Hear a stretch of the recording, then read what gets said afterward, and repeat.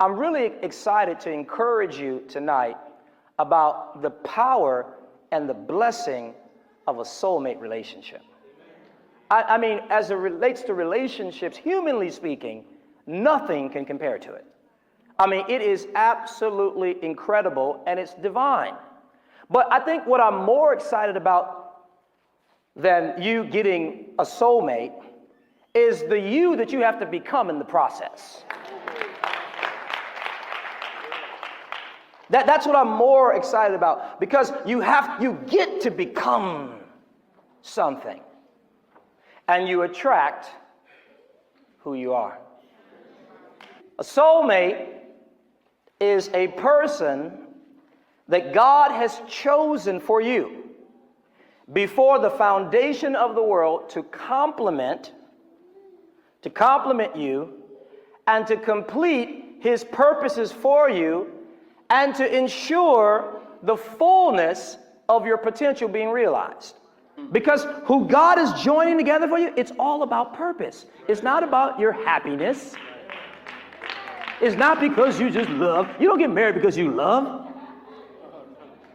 Love is in it, but that's not why you get married. You get married because you know that this is the person that God has chosen for you. And if this is the person that God has chosen for you, you will have love. But love doesn't lead you, a revelation leads you. Whatever you do, everything has to have purpose. I don't know about dating. I don't know about dating. Because dating is, well, let me see.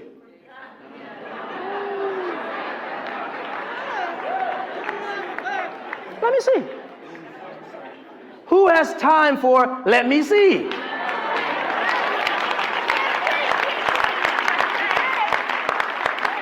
Let's just keep it all the way real.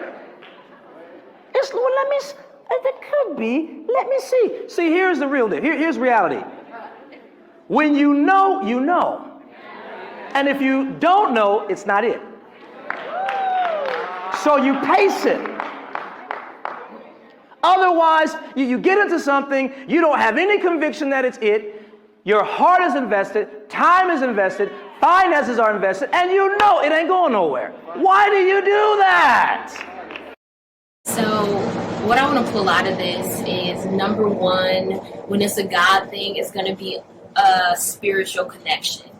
He talks about soulmates. This is a person that is connecting with you on a deeper level than just the surface. The next thing I want to pull out of this is purpose.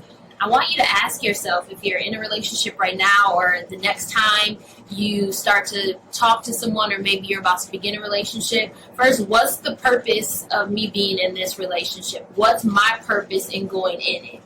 Am I going in it because I'm tired of being alone?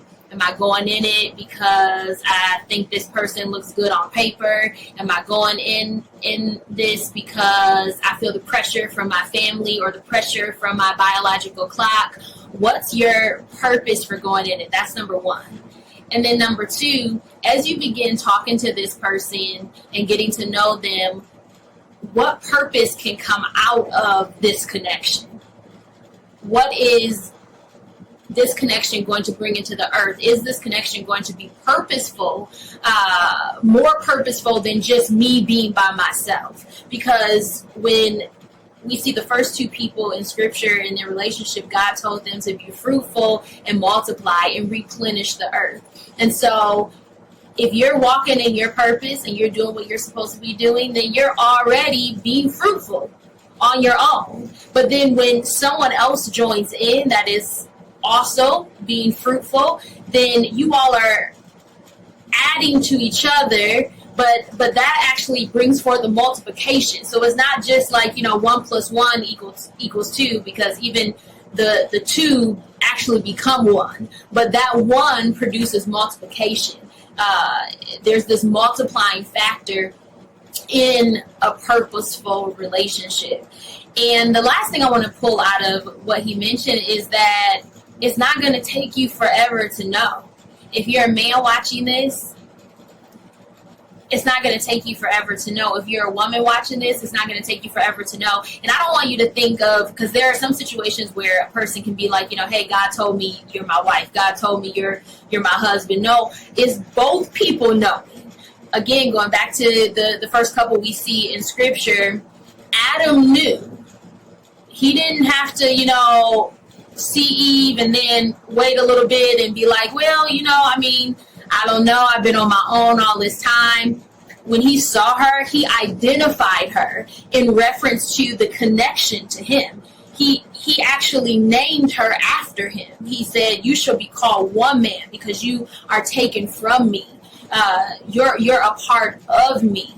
And likewise, and granted, we don't have a lot of details of the story, and so I am just, pulling this out spiritually, but we don't see Eve saying, well, Adam, we are very similar, or, yeah, I guess I don't look a lot like the rest of the creatures here in the garden, or because later we see the serpent talking to her, so obviously there was this communication with the animals. We do see that later on in Scripture as well.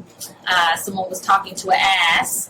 You should look that up. Very interesting. And so obviously there was this point where we had that whole Dr. Dolittle thing going on, where we could really communicate. I believe it's still available for today too, but back then we see this communication with animals. And so she wasn't talking to this animal and being like, well, what do you think? Do you think this is the one for me, this Adam dude? No.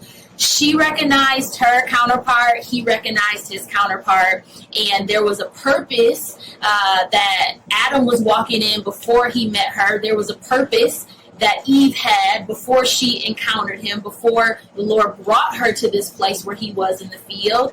And then when they came together, that was the command for them to be fruitful and to multiply and to replenish the earth in the way the Lord had designed for them. And so I want you to consider these things as you are interested in a relationship, as you're pursuing a relationship. Don't get caught up dating someone for a long time. Even this idea of dating, how he explains, like, kind of wasting your time. A lot of times a person will, when you first get in a relationship with somebody, you're meeting their representative. The first 2, 3, 4, 5, 6, however many months, it's just easy breezy because everyone's putting on their best face. No, nobody has time for that. You want to be real, you want to be genuine, you want to be authentic. You want to ask the questions that you're supposed to ask, especially if you're communicating with this person on a regular basis. It won't take that long to know if, okay, this is a person that you can move forward with. If this is a person by revelation that you realize you have a deeper connection with than just on a surface level. And I'm going to end with this. There's a quote that says, love is many things, but one thing it is not is unsure.